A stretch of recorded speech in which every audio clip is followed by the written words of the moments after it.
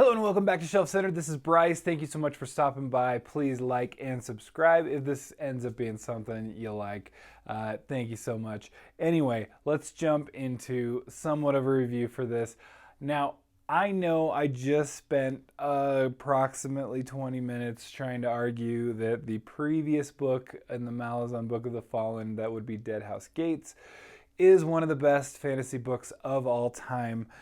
And now I'm doing it again with Memories of Ice. But I'll tell you, these two, I don't know if I can pick between what is the better one at this point. I've now read them both 3 times. They both hit differently, and this one was my original favorite of the whole 10-book series, the 10-book main series. Memories of Ice was easily my favorite. After rereading, there's so much nuance, so many different things, there's so many great events in so many books that I have pretty much a tie of like 5 books for my top spots. But I'm going with this. My argument why Memories of Ice is one of the best fantasy books ever written. Fight me. So we're going to get into just some quick non-spoilery for this one. You're going to get spoilers up to this point because this is book 3 in the Malazan Book of the Fallen. And then we're going to get into spoilers, spoiler talk. And I've been told, and then not falsely, not untruly, that I kind of rambled on last time in my Dead House Gates review about the kind of summary of events and plot at this point. So I'm going to attempt to be a little shorter, a little less spoilery.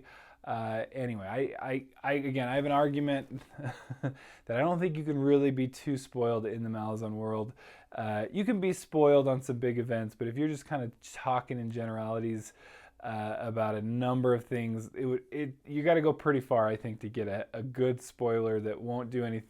Like, I think for the most part, anything that might be considered kind of spoilery is more just a help to get you figuring out this world, because as always, it is complex. You are actually, for once in Memories of Ice, you go back to some familiar characters, so that's great, although you never start there. And then, of course, in the next book, you go back to a completely different character that you follow, which I'm reading right now. So anyway, non-spoiler part, let's get into what is the plot, what are we talking about, where are things at this point. So we start out in Gardens of the Moon. We're in Genebacus for the most part, and then in Dead House Gates we've taken a couple characters from Gardens and they've gone to 7 cities, but then for the most part you're really mostly following completely different set of characters. Now we're going back to, hey, what happened to the rest of those characters on Genebacus? What are they doing on the continent of Genebacus, where there's Malazans, there's others that we grew to love in Gardens of the Moon, others we grew to hate in Gardens of the Moon. So they suddenly, conveniently, some might say, there's a new threat in Genebacus, and it's this thing called the Panion Seer, the Panion Doman. And it is such a terrible thing that's happening, not the least of which involves some cannibalism, so some light cannibalism. Anyway, this is a brutal book. This is a pulls no punches book. There's some things that are going on, and it's so bad in this spot that it has caused the 2 warring parties that we saw from Gardens of the Moon to band actually together to go after this Panion Doman. And so that's basically it. And I can even just leave it at that. That is basically it, where the Malazans, or Malazans, however you want to pronounce it, they've been disbanded. They've been called betrayers by the Empress.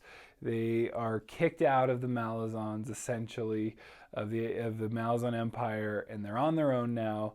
But they can conveniently now team up with their enemies, which involves the people of Genebacus that are trying to fight the Malazans, to all gang up on this new threat.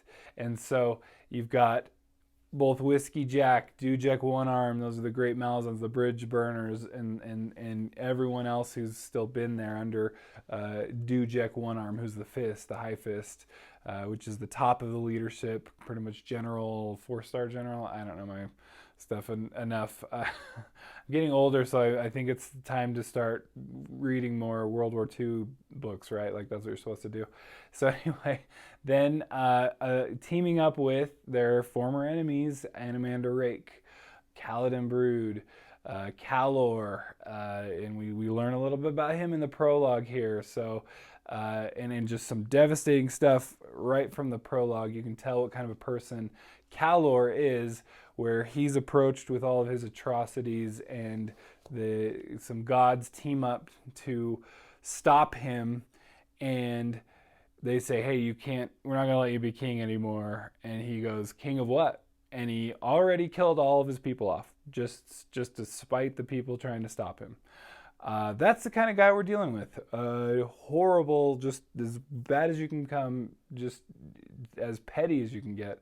But anyway, he's cursed, the gods are cursed, all kinds of things, everybody's cursed.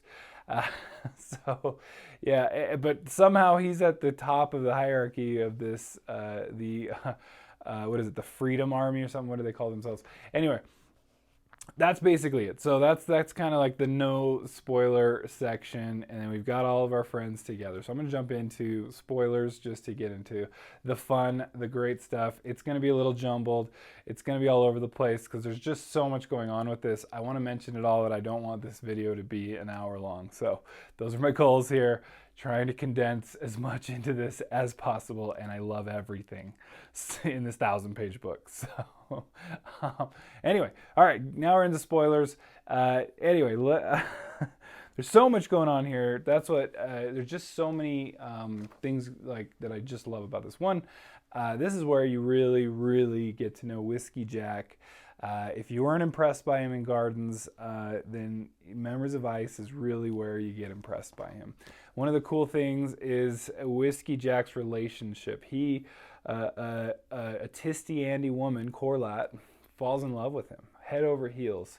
And that's the kind of guy he is. Because the Tisty Andy, they either are a depressive, miserable bunch because they've lost their purpose, or they're very, very righteous, frankly. And they seem to have at least figured out that, hey, they're going to do the moral good no matter what. And that's what is taken advantage of in Gardens of the Moon. Lysine knows that they're going to do the moral good to protect people, the most amount of people that they can. And falling for, so she falls for Whiskey Jack. And I think that's just a good testament to his character. And then you get more and more where he's willing in all kinds of situations to defend the innocent, even if they're maybe not so innocent, but he's not going to allow anyone to harm a child, for instance. And so you've got the Malazans, and you've got this issue that comes up is that Tattersail and Nightchill and maybe some more have all been kind of put into, by some elder gods, into a newborn child that grows extremely fast and pretty much feeds off of the energy and life force of her mother. And the mother is called the Mybe or Mybe. I don't know how you're pronouncing it based on either audiobook or your own mind. But so that's one of the storylines, is we're following this Mybe. I'm going to call her because I think that's what the audio called her. And so it's interesting. You've got this kind of interesting character, but she was forged, this child was forged, I'm going to call it that, as close as I can get to what it is, to essentially bring peace and finality, redemption even, to the Talan Imas. And if you remember the Talan Imas, or Imas, however you want to call it, the undead warriors that had a ritual to continue their lives even till through death or whatever they are at this point, for thousands and thousands of years, until they can eradicate all of the Jaghut, which is also an ancient race. Because the Jaghut has this tendency that if they get together or even apart, whatever, they just have a tendency to become tyrants, and terrible tyrants, genocidal tyrants. And so the Talan Imas have have, especially based on all the things that have happened, are going to go after these Jaghut until they're all gone. And guess what? We're kind of there. There's not many left, not enough left to really be a force. And more importantly, I think is kind of pointed out in here in this book that what is left, like. And part of the problem, and one of the reasons why the Tlan Imas decided to go after the Jaghut, is because they were the only ones that really could. And so now, though, it's like, hey, we're in an age, and the Imas are also acknowledging, we're in an age where that can happen, where people can fight, and there's enough power out there to be able to stand up to a tyrant even who has the power that a Jaghut has. So that's an interesting take. So that's essentially what Silver Fox, that's the name of the child, is kind of born to do. I remember my first read through, I honestly hated the Mybi chapters. I could not stand them. It was like, get through this. This was my penance to enjoy all the good parts even that much more. Now reading it, it's maybe, being a little older, a couple 10 years older or something like that. A couple years older, just 10, not a couple 10 years. That'd be a lot. But it really is fascinating, and it's tragic, and this is one of the many tragedies of this whole story. It's called Malazan Book of the Fallen for a reason, though. You always have to remind yourself, this isn't about, like, everything being a happily ever after, that's for sure. So there's the Mybi. That's one of the things that we're kind of looking at. And there's a gathering, right, of the Tlan Imas. And as we all know, there's the general theme in all Malazan is that there's convergence. There's power draws power. And so that's just one thing happening. The Panion Domain is something we're heading towards, which is just this terrible thing that's even one of its tools, so to say, is this insane, mad, this insane, mad army of starving people that cannibalize each other and anything else that comes in their way, that are freeing everyone by killing them, of course, or, conscripting everybody. You get one or the other. That's the only options, and mostly it's killing. And so that's terrible. That's obviously drawing some of this power too. The magics that are happening there. We have some little wheedling here by the crippled god. We're kind of seeing some more about what's going on with that, and maybe who might be connected to the Panion Domain, or other characters or other things. We learn a lot that the crippled god likes its imperfections, to say the least. Man, how many things can I go off on?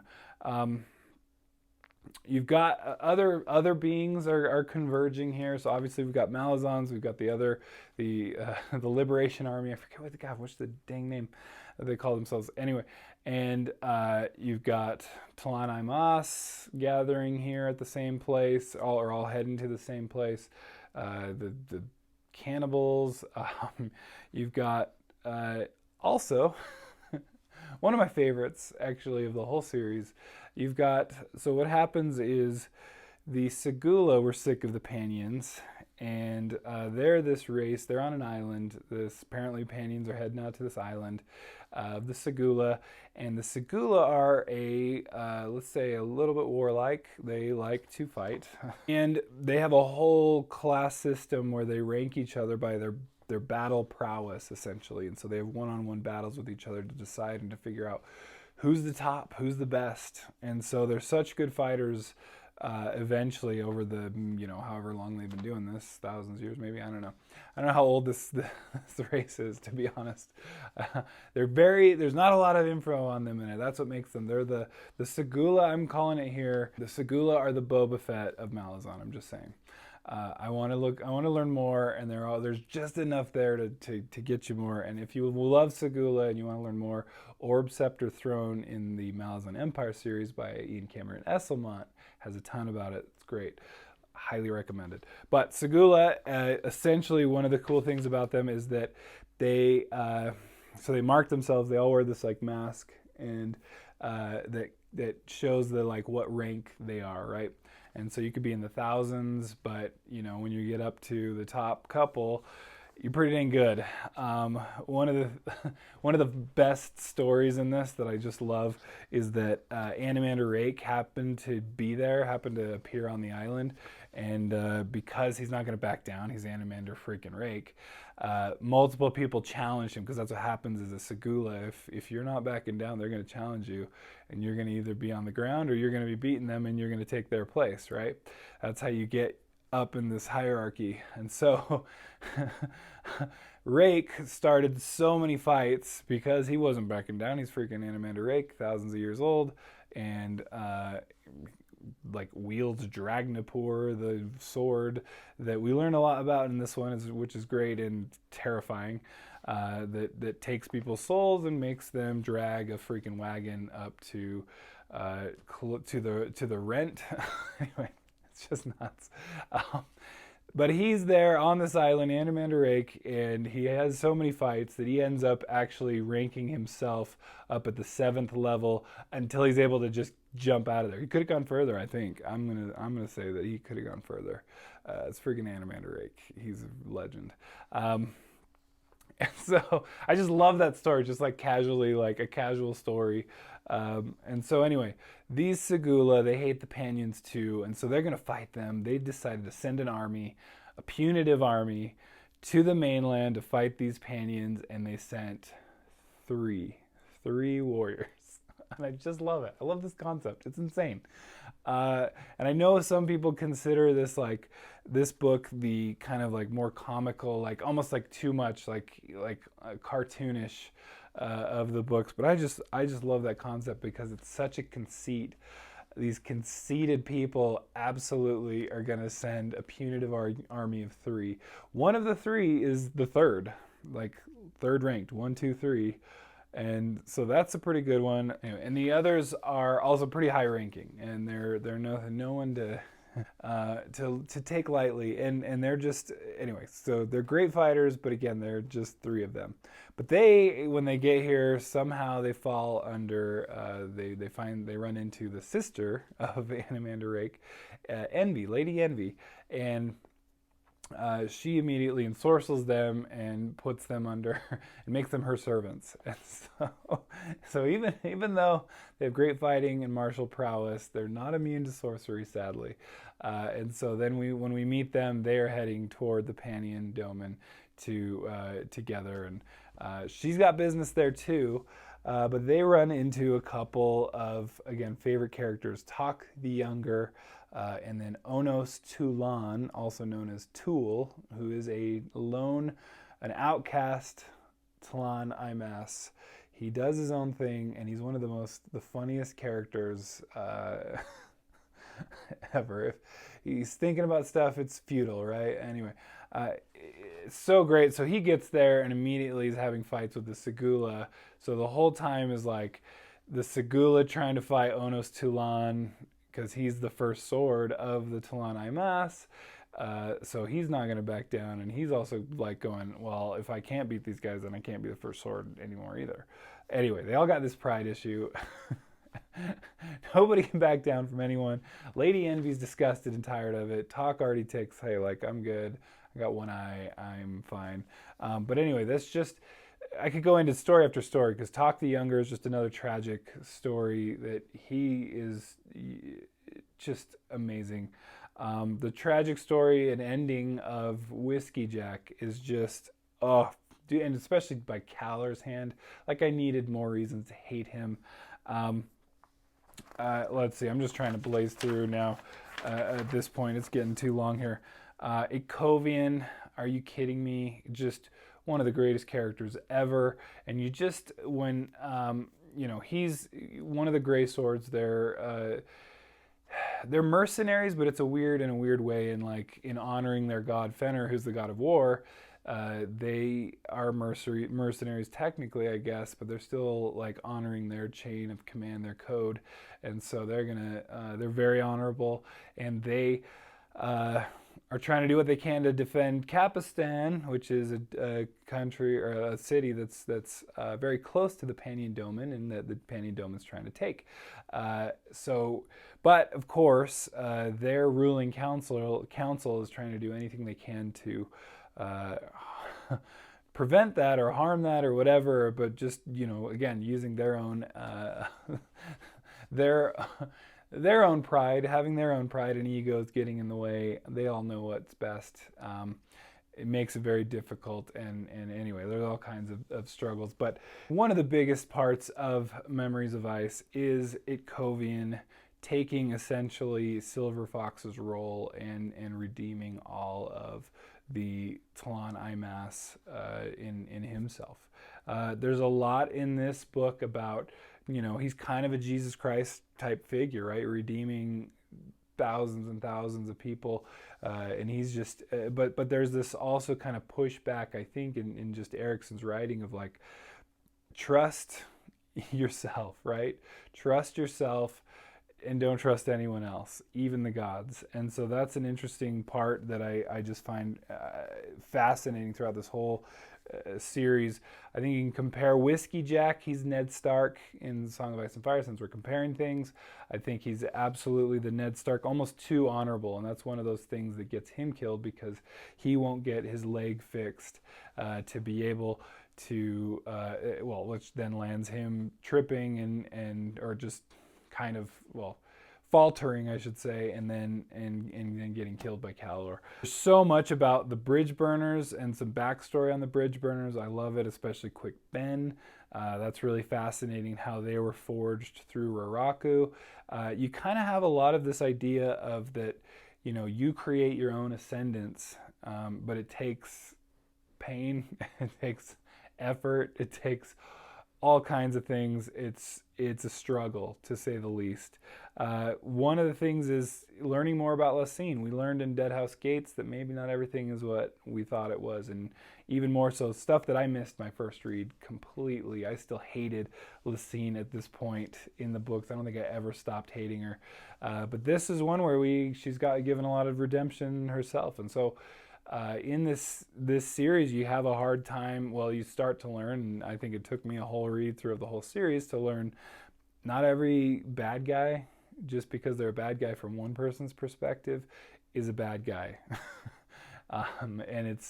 And that goes deeper and deeper the more you read of this. And obviously, one of the things we missed on our live stream that I was called out on, rightly so, the K'chain Chemal, another elder race. So there's the Jaghut, the T'lan Imass, the K'chain Chemal, essentially dinosaurs with swords for arms, is at least one part of it.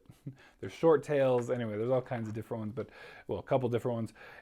There's a war. There's all kinds of explanation about that. But they're just so fat. I mean, I just love. That's part of, I think, why this gets a cartoony reference, because that's what suddenly these arms for, dinosaurs with sword arms. I once, when my kids were little, they were playing sword fighting, or they were lightsaber fighting, and I said, I have lightsaber arms. And they were so mad at me. That was not allowed. So I get it. That's not always allowed. All right, I want to read a couple quotes. So this is quote time. We're going to just, I can keep talking about this forever. And my family's going to kill me if I just keep filming this forever. I love how this series really makes you have to just second guess things and think. And again, I don't know what a right answer is, but just getting you thinking, I think, is very important. And you have even Animander Rake, when it's like, he's combining his forces with Kaladin Brood with the Malazans, right? And it's like, well, how can you do that? You've been fighting them, on both sides. It's like, how can you combine with your enemy? And even Rake is noting that Genebaris, Nathalog, cities in Genebacus were just dung heaps, I think it calls them. Former dung heaps have become thriving metropolitan areas, which with people that aren't getting sick and dying as much as they were before. Is that a bad thing to get that civilization? Was it worth it because of the takeover? And just getting things thinking. I'm not saying there's a right way on that. You kind of tend to root for the Malazans as much as you're like told not, like, that they're terrible. So it's this weird thing where you're like, oh yeah, I forgot again that they're bad. So, but anyway, that's again why I love Erickson's writing, is that there's no, it's all again, and more why this is definitely postmodern, right? This is postmodern fantasy. It's what is the right thing. In a lot of fantasy, it's here's the right thing. The chosen one will get chosen and then do the right thing and defeat the bad guy because the bad guy's clearly the bad guy. Done. Right? And this is all like, who's the bad guy? Whatever. It's that guy's a bad guy to that guy. You're a bad guy to that other guy. I don't know. Whatever. Everybody's a bad guy. So anyway, I love the series though. So it's like freaking candy every time I am listening to it. I just get so much. And you can treat it as candy with all just the cool events that are happening. I mean, part of the great thing about this book is that you're getting an insane, crazy event like not even halfway into the book. And then there's still the rest of the half of the book that has more insane things happening. Like it's like climax and then climax and then climax. Usually a book will have one climax. Hey, we built up all to this, and it's like, no. You're building up to so many things. Anyway, that's why I love it. So let's get into the quotes. Let's quote some things. I love quoting Malazan. I think Erickson's just a genius, and so I know I'm drinking the Kool-Aid here on Malazan. I love it. So one of the things that I love is one of the Talanai Mas. They're ones that really, I mean, the thing about the Talanai Mas is that, they've gone centuries and then more than that, right? Thousands and thousands of years they've been alive. And are they suffering? They're not really even able to like eat. They're bones, right? They're skeletons with some remnants of armor and whatnot on them. And when they're asking Silver Fox, hey, can you just redeem us, be done? And she's like, nope, can't do it. We got like maybe a couple more jackhead. We gotta keep to that. And they're going, look, the world will be fine. There's no need for us anymore to do this. This is why we even brought you around again to begin with. Please redeem us and let us be done with this ritual. And she won't. And you just see that, but then the moment that they're able to, even though they could help, they could just, just one more day, imagine how effective they could be against the Panion Doman. But they take their chance. And I think there's a lot to that. The older I've gotten, how many things have happened or not happened because I didn't take those chances. And sometimes all you get is that one chance. And so you got to take advantage of it. Anyway, I can't blame them. That's what they've been wanting for many, many hundreds of thousands of years, probably in this series. But one of the things I love, Lannis Tog, she is talking about the disagreement that Onos Tulan had with the rest of the Talanai Mas, and that he was outcast because he disagreed with the ritual, with having the ritual and fighting the Jaghut for the rest of infinity, to infinity and beyond. And I don't know why that worked there, whatever. But that's their plan. But he was like, this is stupid. We shouldn't do this. And they did it anyway and outcast him. And she's going, after this many years, she's like, and Lady Envy thinks that, oh, you must hate Onos Tulan because he was outcast. And Lannis Tog says, hate him? No, of course I disagreed. We all did, and so he acquiesced. It is a common belief. So he said, okay, I disagreed with the ritual, but he still did it. Lady Envy waited, then crossed her arms and asked, what is? Like, what's a common belief? The truth is proved by weight of numbers that what the many believe to be right must be so. When I see Onos Tulan once more, I will tell him he was the one who was right. I just think that's powerful. It's like, yeah, one person can be right. A lot of people can be wrong, right? We've seen that throughout history, and it has to keep repeating itself, apparently. One of the most famous lines, I think, is that we get from Calor being his egoistic self. And Calor's talking, and he goes, I have walked this land when the Talanai Mas were but children. I have commanded armies 100,000 strong. I have spread the fire of my wrath across entire continents and sat alone upon tall thrones. Do you grasp the meaning of this? Yes, said Kaladin Brood. You never learn. So, classic, just classic. Calor, man, I hate that guy. One of my favorite scenes is, again, it's always involving It's always involving Quick Ben. Quick Ben's the best, and he he gets involved with Balcalane and Corbel Broach. Anyway, I won't go into that, but he's trying to find out more about them, and but he's able to kind of best them. He's Quick Ben, even though they're very powerful sorcerers. And so Balcalane goes, "I'll not deny I'm impressed by your mastery of 6 warrens, Quick Ben. In retrospect, you should have held back on at least half of what you command." The man made to rise. "But Balcalane," the wizard replied, "I did." Such a cocky line. I love it. Anyway, I can't get enough of Malazan. You know it already. I love this. This is one of the best books ever. I know it can be cartoonish, but it is so good. There's so many tragedies, and I think all the best moments, like, they're just more powerful because of the tragedies that this shows, and how much, you know, like Whiskey Jack, you put him on that high level because of the guy he is, and then also because of that tragedy that occurred to him. And so anyway, hopefully you're enjoying these. I'm trying to review them as I'm reading them now. I already did a Bone Hunters one. I don't think I'm going to do that one again. I don't need too many reviews here. Anyway, I'll just point to that one when we get there. But I'm going to keep doing this. I'm going to keep I might keep even saying that they're the best fantasy book ever written, at least for Memories of Ice. Probably Midnight Tides and Bone Hunters, but I already said that for Bone Hunters Way. So I keep doing it, but as I always say, my favorite Malazan is whatever I'm currently reading, and I'm enjoying the heck out of House of Chains right now, which will be the next reviewed Malazan. So anyway, let me know if you like this, if you want to hear more about this, and please don't forget to like and subscribe, and we will catch you next time. Bye.